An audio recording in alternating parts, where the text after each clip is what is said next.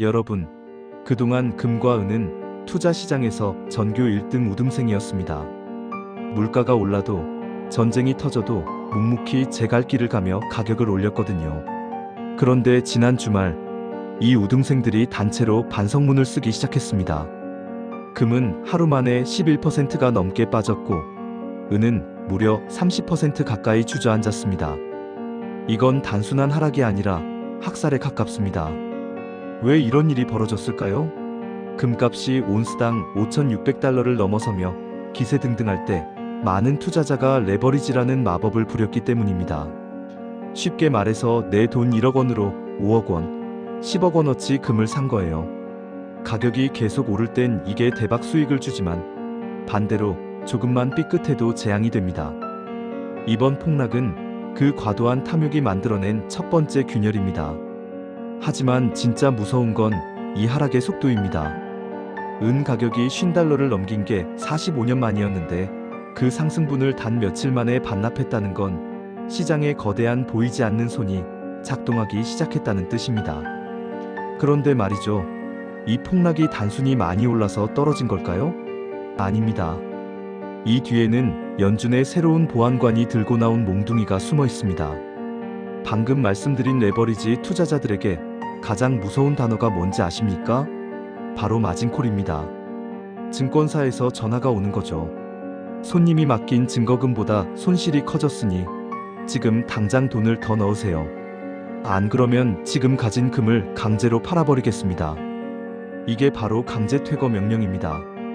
이번 폭락장에서 이 연쇄 반응이 터졌습니다. 가격이 조금 떨어지자 마진콜이 발생했고 증거금을 못 채운 사람들의 물량이 시장에 강제로 쏟아졌습니다. 그 물량이 다시 가격을 끌어내리고 또 다른 마진콜을 부르는 악순환의 도미노가 완성된 거죠. 비트코인도 마찬가지였습니다. 디지털 금이라 불리며 안전자산 대접을 받으려 했지만 결국 레버리지에 절어있는 위험자산이라는 본질이 드러난 겁니다.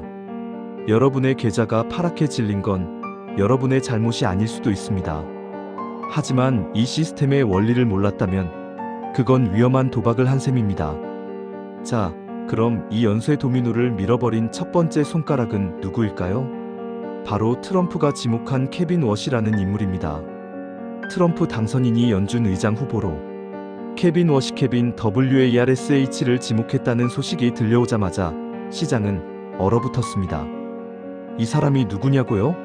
30대에 이미 연준 이사를 지낸 월가의 엘리트 중의 엘리트입니다. 시장은 왜 그를 보고 겁을 먹었을까요?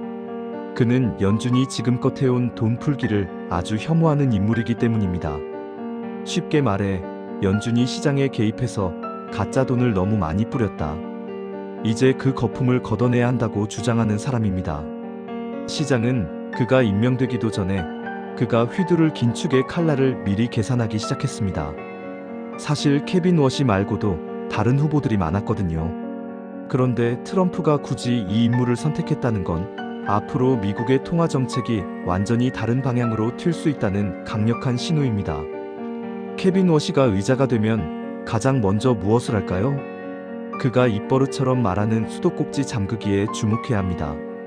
케빈 워시의 핵심 철학은 이겁니다. 연준이 들고 있는 국채나 모기지, 채권이 너무 많다.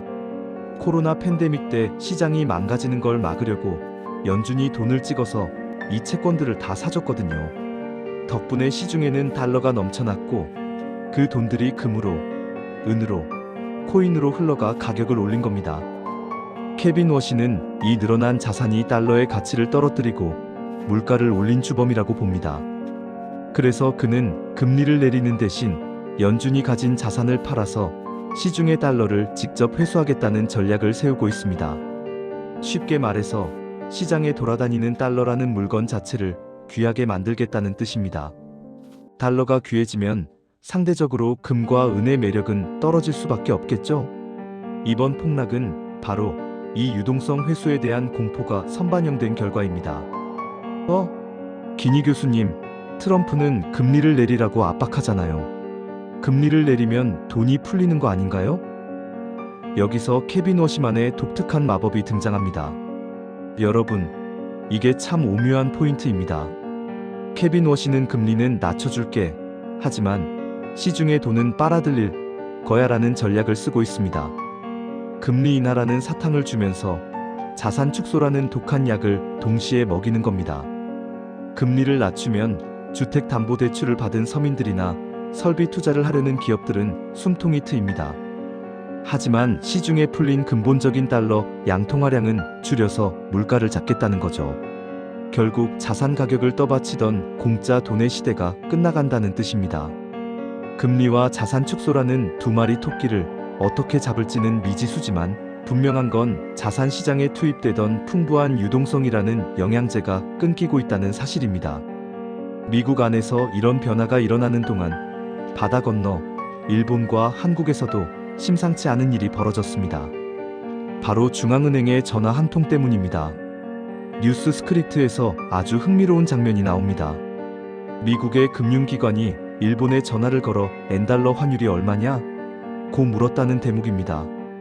이걸 금융권에서는 레이트 체크라고 부릅니다. 이게 단순히 시세를 묻는 전화일까요? 천만의 말씀입니다. 이건 중앙은행이 시장에 던지는 최후 통첩입니다. 엔화 가치가 너무 떨어졌어. 우리가 지금 지켜보고 있으니까 적당히 해. 안 그러면 우리가 직접 달러를 팔고 엔화를 사서 환율을 엎어버릴 거야라는 무언의 압박인 거죠. 이 전화 한 통에 엔달러 환율이 5%나 폭락했습니다. 그리고 그 영향이 고스란히 우리 원화로 전해졌습니다. 트럼프가 관세를 25%나 올리겠다고 협박했는데도 원화 가치가 오히려 올라간 이유 이제 아시겠나요? 우리 실력이 좋아서가 아니라 거대 자본이 엔화와 원화를 동시에 사들이도록 분위기가 조성됐기 때문입니다.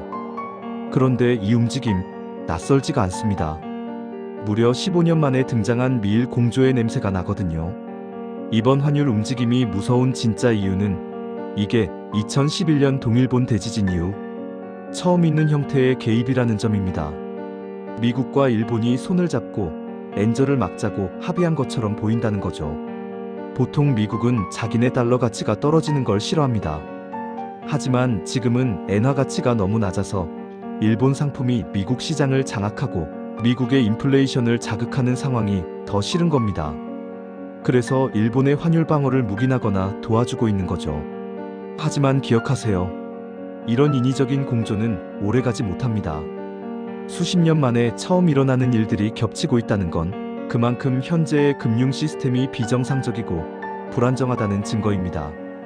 지금의 원화 강세에 취해 역시 관세 따위는 별거 아니네라고 생각하신다면 그건 아주 위험한 착각입니다. 자, 그럼 우리는 이 혼란스러운 장세에서 어떻게 내 소중한 돈을 지켜야 할까요? 기니 교수의 마지막 조언을 들어보시죠. 여러분, 오늘 금과 은의 폭락부터 케빈 워시의 등장, 그리고 미일 환율 공조까지 훑어봤습니다. 이 모든 조각을 하나로 합치면 어떤 그림이 나올까요? 바로 변동성의 시대입니다. 어제의 상식이 오늘의 오답이 되는 시대죠. 금은 안전자산이니까 사두면 오를 거다. 원화는 관세 때문에 떨어질 거다. 이런 고정관념이 무너지고 있습니다. 지금은 예측이 아니라 대응의 영역입니다. 일론 머스크는 낙관주의자들은 대개 틀리지만 세상을 바꾸는 건 그들이다라고 했지만 금융시장에서만큼은 냉정한 비관주의가 여러분의 계좌를 지켜줄 때가 많습니다. 지금은 수익률에 환호할 때가 아니라 내가 가진 자산이 유동성, 회수라는 쓰나미에 견딜 수 있는지 체급을 점검해야 할 시간입니다. 시장은 결코 친절하지 않습니다. 하지만 흐름을 읽는 자에게는 반드시 기회를 줍니다. 제가 드리는 행동 지침을 바탕으로 여러분의 소중한 자산을 꼭 지켜내시길 바랍니다.